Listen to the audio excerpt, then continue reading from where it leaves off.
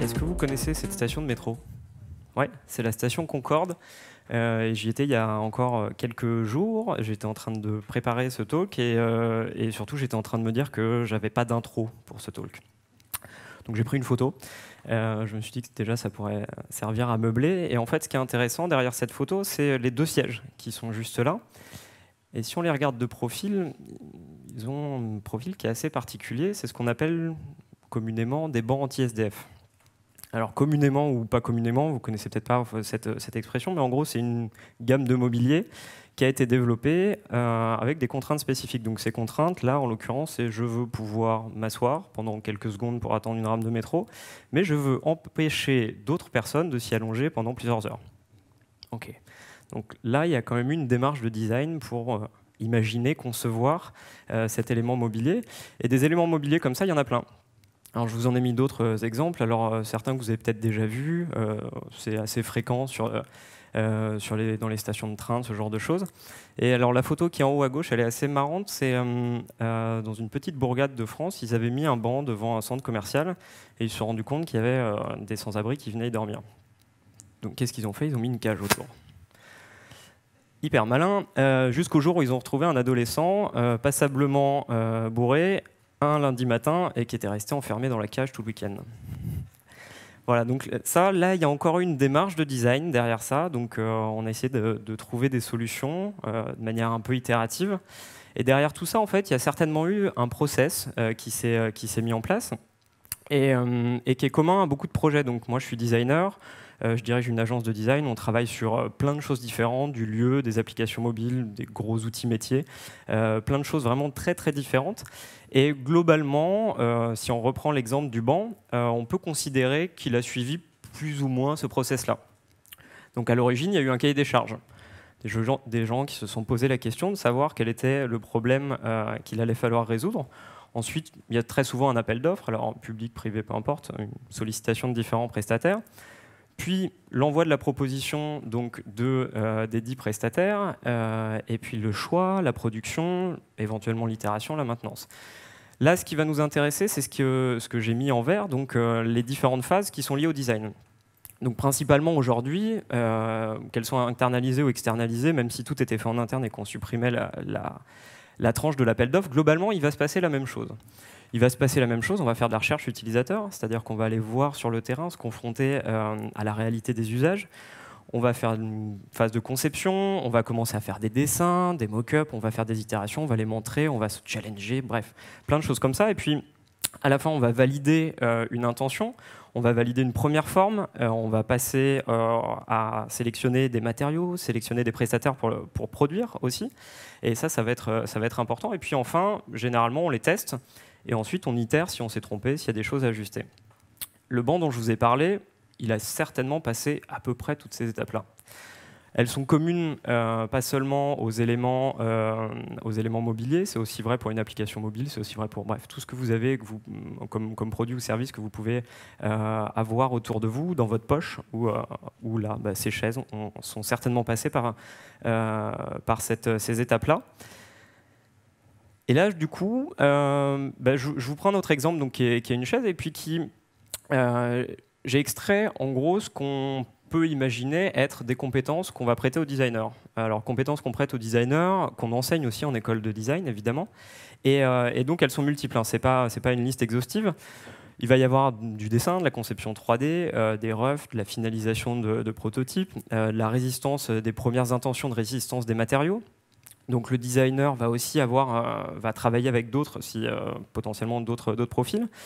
Il va falloir inscrire cet élément de design dans quelque chose de plus grand. Donc on va parler d'histoire du design. C'est pas, quand on crée une chaise, c'est pas la première chaise. Il y a forcément eu des antécédents. Et donc on s'inscrit dans une tradition, y compris sur de la production. Bref, plein de choses qu'on enseigne en école du design, qu'on apprend à des praticiens. Alors moi et d'autres peut-être. Est-ce qu'il y a des designers dans la salle d'ailleurs ? Ok, il y en a quelques-uns.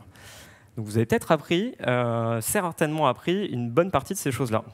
Alors il se trouve que cette chaise, en fait, elle n'a pas du tout été designée par un humain. Cette chaise, elle a été designée par un software, une intelligence artificielle qui est dans ce soft, qui a été produit par Autodesk et qui s'appelle Dreamcatcher. Il n'y a plus d'humain derrière tout ça. Et c'est ça qui va être génial, ou flippant, en fonction de si vous voulez avoir du boulot plus tard ou non. Alors moi, au début, ça m'a un peu fait flipper, hein. J'ai vu ce truc-là, je me suis dit, waouh, on fait assez peu de chaises, nous, dans notre boîte, mais globalement, si on se dit que c'est possible pour une chaise, peut-être que demain, ce sera aussi possible pour l'intégralité de ce qu'on fait à côté. Il y a de grandes chances que ce soit vrai, d'ailleurs. La Dreamcatcher, ce qui est génial, c'est que vous rentrez 3 paramètres et demi, la hauteur de l'assise, le poids maximal et le poids minimal des personnes qui vont s'asseoir dessus, le poids de l'objet en question. Vous ne rentrez pas de matériaux, il va se débrouiller tout seul. Et vous lui dites, OK, fabrique-moi une chaise. À partir de ça, il est capable de travailler pendant des heures, millions d'heures potentiellement. Sauf que ces millions d'heures pour un humain, en réalité, ça va se passer en quelques minutes, voire en quelques secondes pour Dreamcatcher. Et à partir de 3 contraintes que vous allez donner à ce logiciel, l'intelligence artificielle qui est derrière va être capable de produire énormément d'itérations. Là où pour vous et moi, c'est extrêmement compliqué et chronophage. On va pouvoir aussi itérer, ajouter des éléments de contexte, donc sur la résistance des matériaux, où est-ce qu'on va s'asseoir, comment le dossier doit s'adapter à la morphologie de la personne, bref. Et tout ça, encore une fois, sans l'intervention humaine. C'est ça qu'il faut noter. On appelle ça le design génératif. Concrètement, une intelligence artificielle est capable de générer des millions de solutions à un problème donné que vous avez, vous, défini. Enfin, défini. Non, pas complètement. Vous avez défini les contraintes qui qualifient ce problème. On va y revenir. Et alors, ce qui est génial avec le design génératif, c'est que un software, et qui plus est une intelligence artificielle, c'est pas feignant, ça prend pas de RTT, ça peut travailler la nuit. Ça peut travailler si on a une machine assez puissante de manière très rapide avec d'autres petits copains ou d'autres intelligences artificielles. Et ils vont être capables de s'interfacer ensemble. Bref, tout un tas de choses qui sont assez prometteuses pour la suite. On est capable de faire ça aujourd'hui. Alors ça, c'est un exemple. En vrai, il y en a plusieurs millions. Hein. Je vous ai fait un petit extract. Hein. Mais en gros, c'est des modèles 3D de visualisation d'une chaise. Cette chaise-là, si vous aviez voulu le faire, vous, à la main, ne serait-ce que pour aboutir une conception 3D d'une chaise qui tienne à peu près la route, il va vous falloir, même si vous dépotez un petit peu, une vingtaine, une trentaine de minutes à minima et potentiellement quelques heures pour être sûr que la chaise tienne droit et qu'elle ne se casse pas la gueule si quelqu'un s'assoit dessus. Ce qui est génial, encore une fois, c'est qu'en plus de ça, vous pouvez affecter de nouveaux paramètres. Donc ça veut dire donner de nouvelles contraintes à la machine pour faire des choses qu'on n'était pas capable de faire nous. Donc là, sur un modèle 1, donc l'exemple de la chaise initiale qu'on aurait pu dessiner nous à la main, donc qui est vraiment très basique là, on va lui dire, voilà, les contraintes, on te les donne, faire en sorte que ce soit stable. L'assise, elle est à 54 cm, et globalement, le dossier, on s'en fiche. Pas de soutien lombaire. On va passer de 10 kg à 2,9 kg. Donc, pour un acteur comme Ikea, pour qui, alors il y a un gros travail de design chez Ikea, tout le monde le sait, mais son boulot, c'est surtout la logistique. Son boulot, c'est de limiter la consommation de matières premières. Son boulot, c'est de faire en sorte que ce soit produit au plus proche de la zone de consommation. Là, potentiellement, en fait, ce sera produit en bas de chez vous. Ce sera printé en 3D à la poste ou ailleurs, et vous pourrez aller le retirer, et surtout, vous aurez un modèle unique. Les perspectives de ça, si on revient sur elles sont extraordinaires. Vous pourrez choisir parmi 1 million d'occurrences et définir, vous, en tant qu'utilisateur, vos propres paramètres. Ce qui veut dire que l'effet de bord derrière, c'est le métier du designer là-dedans. Si moi je télécharge Dreamcatcher, j'ai aucune compétence en 3D, je ne m'y connais pas du tout en résistance des matériaux, je ne sais pas faire la différence entre du hêtre, du bois, du chêne, du peuplier, mais je sais définir mes contraintes. Mes contraintes, c'est je veux une chaise, ma table, je peux mesurer sa hauteur, et vas-y, travaille pour moi. Gentille intelligence artificielle. Et c'est ce qui va se passer. Il y a de grandes chances que ça se passe comme ça. Donc le rôle du designer va être drastiquement modifié. Alors la question qu'on peut se poser, c'est est-ce que ça signe la fin du métier de designer? Alors j'espère que non, sinon ça va être problématique. Mais il y a quand même d'autres signaux faibles. Ça marche plutôt bien aujourd'hui pour des chaises. Ça va marcher dans quelques mois pour d'autres typologies de produits. Je vais vous donner quelques exemples qui vont vous éclairer certainement sur, en gros, le bouleversement qu'on va voir dans les 5 à 10 années à venir. Je ne sais pas si vous avez vu passer ça. Ça, c'est une photo un peu zoomée des nouvelles usines Adidas. Adidas, historiquement, c'est une marque allemande. Ils fabriquent, comme beaucoup de designers et de fabricants de chaussures, ils font fabriquer en Asie, là où le coût de la main-d'œuvre est moins cher. Cette histoire-là, on la connaît. On a tous acheté du Made in pays d'Asie, peu importe lequel, Madagascar ou d'autres, mais en gros des endroits du globe où on sait que la main-d'œuvre va être moins chère et où on est capable, pour des tâches à faible valeur ajoutée, de faire travailler en gros des millions de personnes pour produire des biens de consommation courante. Alors, cette photo-là, elle est extraite d'une usine qui est en Allemagne, où il y a très peu, voire presque plus d'action humaine. On est capable aujourd'hui de tisser du tissu en 3D, directement sur votre pied. On est capable de suturer des coutures, donc il n'y a plus d'action humaine pour coudre une chaussure. Tout va être fait par la machine. À tel point que Adidas, aujourd'hui, investit énormément, et quand je dis énormément, ça chiffre en milliards d'euros, énormément pour rapatrier la production au plus près de la consommation. Donc potentiellement, demain, ça voudra dire pour nous, Français, avoir des usines de production de chaussures sur le territoire. Alors ce ne sera plus exactement les mêmes chaussures. Mais il y a pas mal de choses qui vont bouger. Et l'intelligence artificielle qui est derrière, tout ça, alors elle va optimiser l'intégralité des flux, évidemment, mais elle va aussi vous faire du sur-mesure. La taille de la semelle va être adaptée à votre morphologie. On va connaître vos maux de dos, votre activité. Ces chaussures-là ne sont pas du tout adaptées à la course à pied, par exemple. Mais ce matin, je suis venu en vélo, je me suis dit, mince, heureusement, qu'il ne pleut pas, parce que la semelle glisse sur les pédales et ça m'est déjà arrivé de tomber. Ce sera fini parce que dans quelques mois, années, parce que je vais pouvoir donner toutes ces informations-là à un logiciel qui finalement va faire le boulot à ma place et va définir la meilleure chaussure pour moi. Et au-delà de la meilleure chaussure, donc c'est pas que du fonctionnel, c'est aussi de la forme. Donc ce qu'on considère être le design, malheureusement en France, on s'attache beaucoup à considérer que c'est surtout la forme extérieure. La forme extérieure, je vais pouvoir la choisir avec 1 million, voire plus, de possibilités. Alors un autre exemple, c'est une expérimentation qui a été faite par IDEO, leur lab qui est en Californie. Les types ont fait travailler, donc c'est une agence de design, ils ont fait travailler une intelligence artificielle pour classifier les caractères typographiques. Alors spontanément, on peut se demander quel est l'intérêt de cette expérience. Il y en a quand même un certain nombre. Bon, déjà, on sait trouver une typographie similaire à une autre sans avoir besoin de l'œil humain.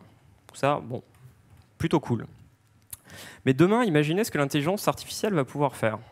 Elle va pouvoir vous dire, il faut que, si vous voulez optimiser la lecture de votre site, de votre application ou de votre bouquin, il faut utiliser cette typographie-là. Pourquoi ? Parce qu'en fait, on en a testé des millions. On en a généré à la volée des typographies. On les a mises sur des sites. Donc prenons l'exemple de Medium que vous connaissez peut-être ou du Monde. On a pris des millions d'utilisateurs, on les a exposés à l'intégralité de ce qu'on avait créé et on a pu documenter que celle qui permettait la lecture la plus rapide, c'était la typographie XB41. Pourquoi utiliser la XB42 si la XB41 est la plus lisible ? Aujourd'hui, cette donnée-là, elle existe de manière un peu fragmentaire. On peut faire des suppositions. Mais demain, quand on aura des millions d'occurrences, de la donnée à profusion, qui vont attester ça, il y a de grandes chances qu'on n'utilise plus de Comic Sans. Ou à l'inverse, et là ce serait génial, peut-être que l'intelligence artificielle va participer à faire qu'on vive dans un monde en Comic Sans. Non ? Mince. C'est dommage. Alors je suis tombé, petite anecdote, je suis allé chez mes parents il y a peu de temps et ils ont installé une nouvelle sonnette et mon père a écrit notre nom de famille en Comic Sans et je me suis dit waouh, là je viens de me faire renier et le monde s'écroule sous mes pieds. C'est vrai, hein. J'ai pas mis de photos mais tout ça est vrai. Alors ça c'est un autre exemple qui est plutôt intéressant aussi, c'est une hybridation, mais vous allez vite comprendre de quoi il s'agit si la vidéo se lance. Voilà. Alors, ça a été développé par Airbnb. C'est un petit soft en fait de reconnaissance visuelle. Donc, là, on parle pas vraiment d'intelligence artificielle, mais on peut spéculer sur ce à quoi ça va servir. Concrètement, vous dessinez un site web en façon bonhomme patate, donc c'est vraiment les wireframes à l'état le plus brut. Hein. On a une reconnaissance de caractère. On est capable de définir qu'un rectangle avec une croix et deux traits en dessous, c'est le module A ou B. On est capable de définir qu'un rectangle avec un point et un trait, c'est un header ou un menu de navigation d'une application mobile. On est capable de générer du contenu à la volée et de créer des pages à partir d'un simple dessin. Alors il a fallu le coder, évidemment, il a fallu définir un certain nombre de paramètres pour en arriver à ça, mais on peut présupposer que demain, si vous êtes une TPE ou une PME et que vous avez assez peu de budget pour créer votre application mobile ou créer votre site web, il y a des solutions sur le marché qui vous proposent de faire ça. Et vous direz, moi voilà l'histoire que je raconte. Et peut-être même que vous n'aurez pas à le dire en fait. L'intelligence artificielle ira scanner l'intégralité de ce qui s'est dit sur vous sur Internet, fera émerger des grands patterns. À partir d'un volume, il faudra quand même qu'on ait dit quelque chose sur vous. Fera émerger en gros une sorte de personnalité digitale, si on veut. Qualifiera ça, il comparera à 1 million d'autres, voire 1 milliard d'autres sites web, et définira que la meilleure manière pour vous de vous présenter, parce qu'on aura de la data pour attester ça, c'est de mettre telle typologie de visuel avec un monsieur souriant plutôt ou une dame souriante, peu importe, plutôt que quelqu'un qui a l'air de travailler très dur derrière son ordinateur. Qu'on définira que la meilleure accroche en temps réel, on pourra avoir des boutons d'action qui diront acheter mon produit. Bah, peut-être que c'est pas acheter mon produit qui marche le mieux, peut-être que c'est devenir client. Et peut-être que la différence entre acheter mon produit et devenir client, elle est de 0,1%. Ça, aujourd'hui, c'est trivial. À l'échelle d'Amazon, ça l'est pas.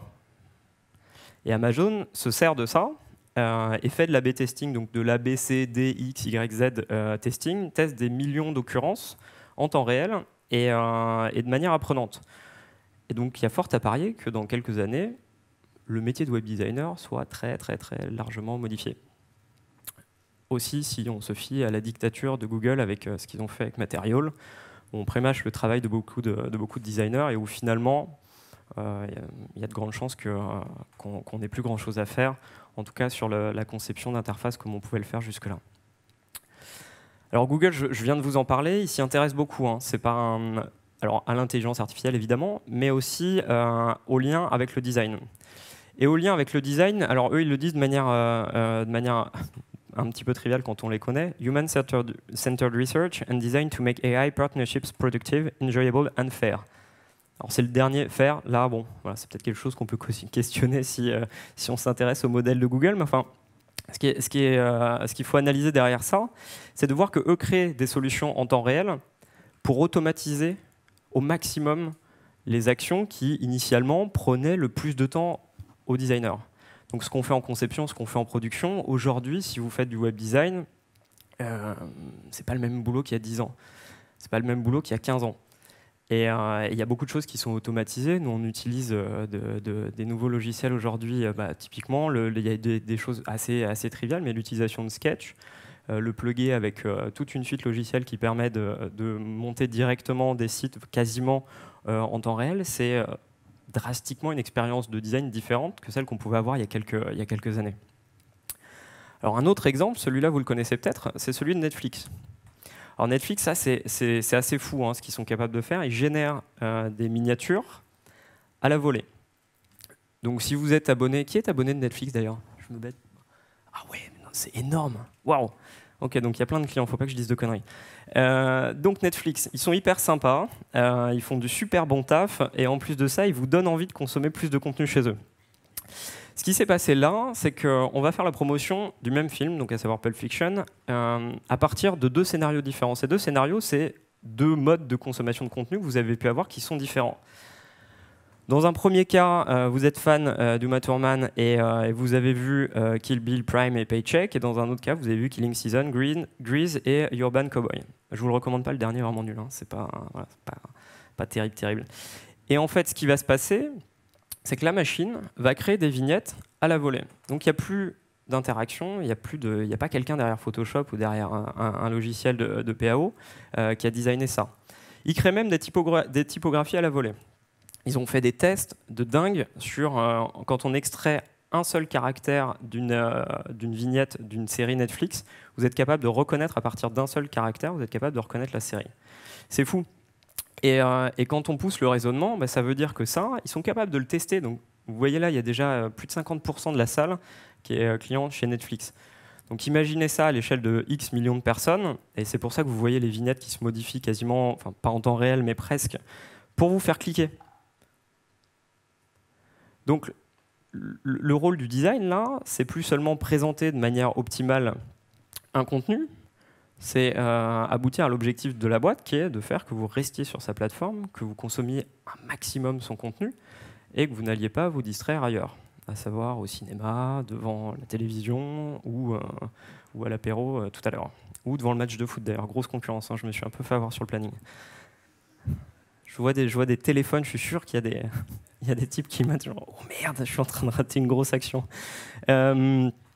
Donc là, l'exemple de Netflix, il est vraiment, il est symptomatique. Alors Netflix, ils vont avoir quand même une dette sociale. Hein. Netflix fait baisser le taux de natalité de manière drastique. C'est encore pas prouvé, c'est ma théorie, mais je pense qu'ils vont avoir des emmerdes. Et alors, en revanche, ce qui est prouvé, et ça ils le disent, hein, 40% des Français déclarent cheater leurs partenaires sur Netflix. Alors, petite explication de texte. Cheater son partenaire sur Netflix, ça veut dire avoir déclaré à son conjoint, partenaire, concubin, coloc, appelez-le comme vous voulez, peu importe. Ok, on commence cette série ensemble et on la termine ensemble.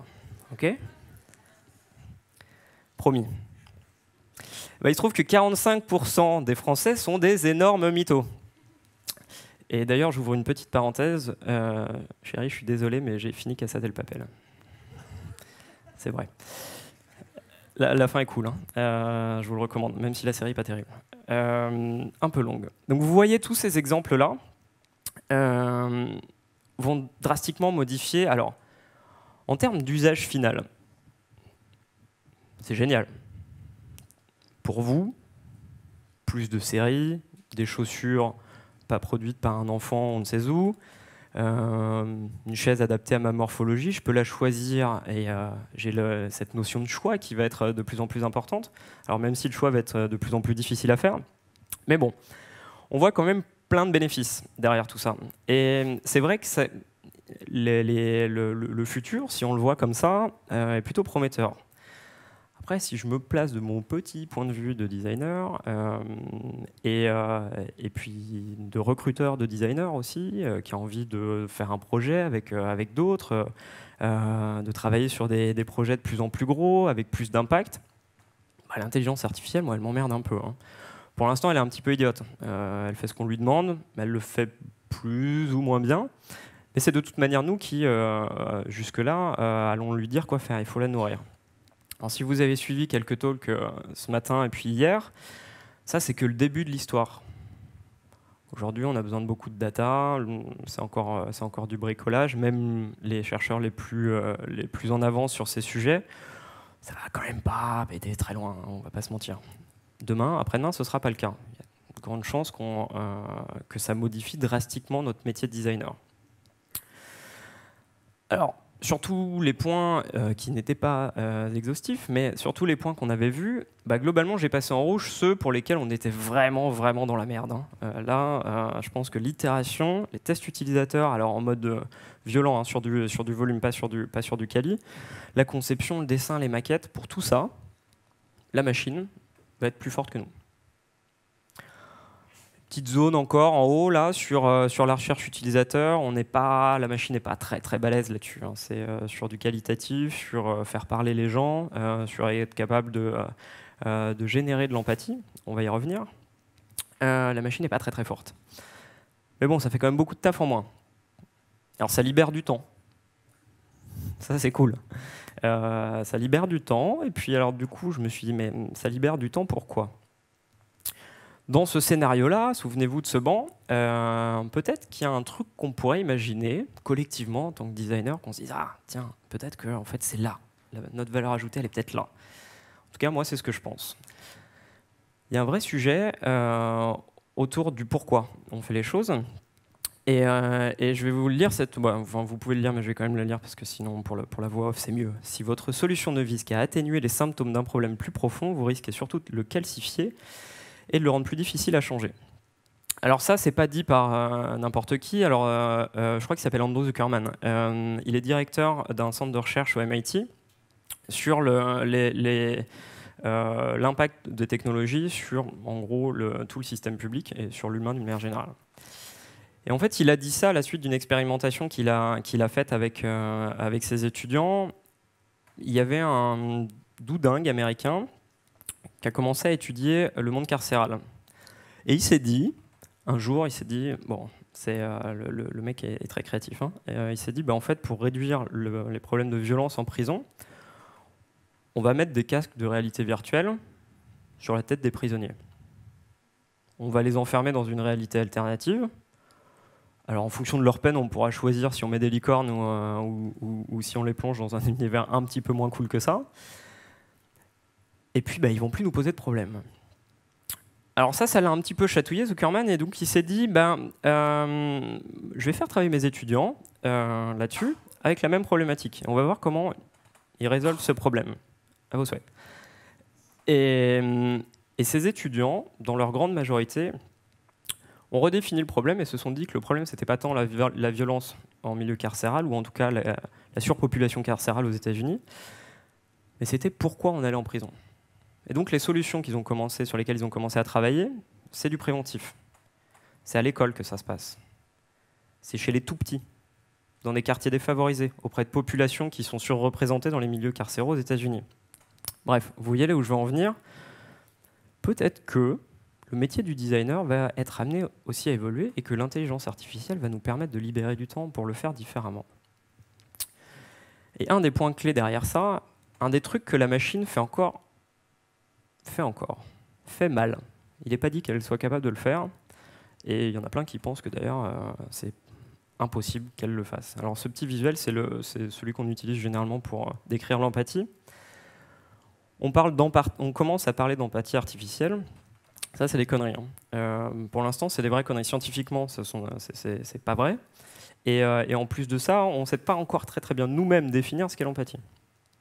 C'est un terme qui est assez jeune. On a fait des découvertes sur les neurones miroirs il y a quelques années, c'est pas bien vieux. Et si on parle d'empathie artificielle, en réalité, il aura fallu coder cette empathie. La machine d'elle-même va pas aller au cinéma, s'asseoir dans une pièce et se mettre à pleurer parce qu'elle voit à l'écran, spontanément, une scène qui va l'émouvoir. Ça, c'est assez peu probable. Dans les scénarios qu'on peut imaginer, c'est quand même assez peu probable. Black Mirror n'a pas pensé à ça, mais des robots qui se mettent à chialer dans une salle de ciné, non. Moi, je ne crois pas à ce scénario-là. Et du coup, c'est là où nous, on va pouvoir réinvestir ce temps-là. Ce champ qui est encore finalement trop peu investigué et qui va être clé pour la suite des événements et pour vraiment l'appréhension qu'on a du design demain. Et peut-être que, en fait, il faut remonter avant la décision qui a été documentée dans le cahier des charges. Et peut-être que le travail du designer, une fois qu'on l'aura libéré de sa tâche laborieuse de conception, de test, d'itération, de tout ce qu'on veut, ça ne veut pas dire que l'IA va faire tout toute seule. Hein. Ça veut juste dire que on va gagner du temps. Mais on va revenir un petit peu en amont et on va s'intéresser au vrai problème à résoudre. Quel est le vrai problème à résoudre? Alors, je suis là, je gambade depuis tout à l'heure. C'est très mal conçu. Je vis une expérience qui est assez douloureuse. J'ai l'impression de contourner. Je fais gaffe à ne pas me prendre les pieds dans la table. Moi, je me dis que là, il y a un truc à faire. Et peut-être que le vrai problème à résoudre de cette scène, ça aurait été de mettre des roulettes. Ça, une intelligence artificielle ne va pas le faire à ma place. Parce qu'il va falloir s'intéresser à l'usage que je vais en avoir. Elle va avoir du mal à définir là où ça se passe bien, là où ça se passe mal.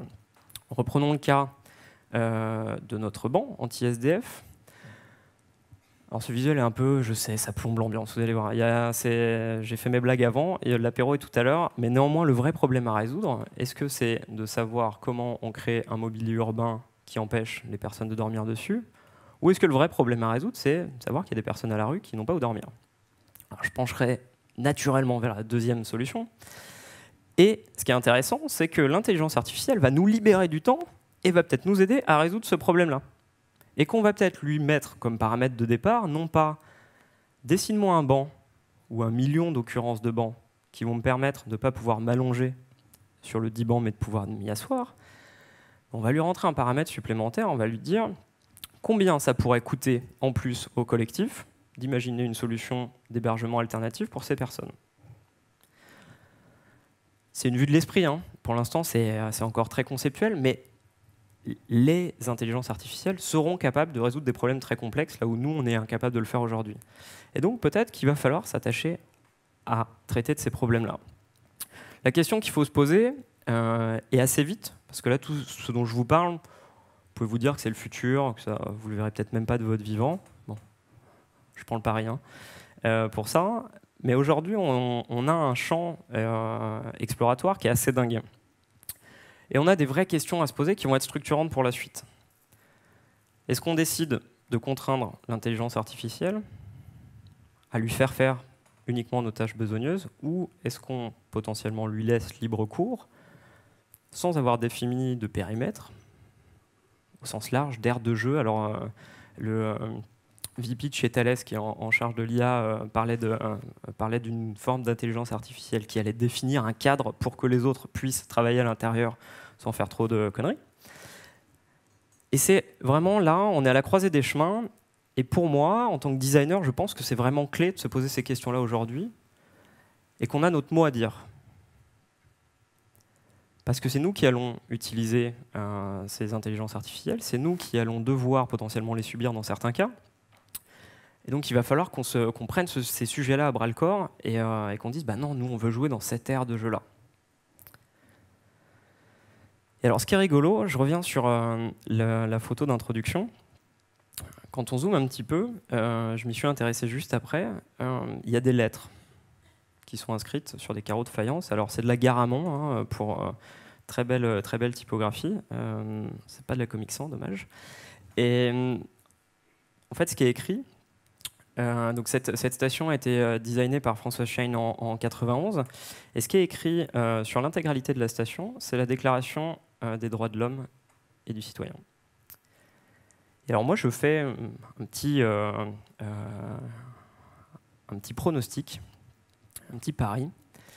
Et je vais parier sur le fait que l'intelligence artificielle nous aide à devenir des designers plus humains. Merci à vous.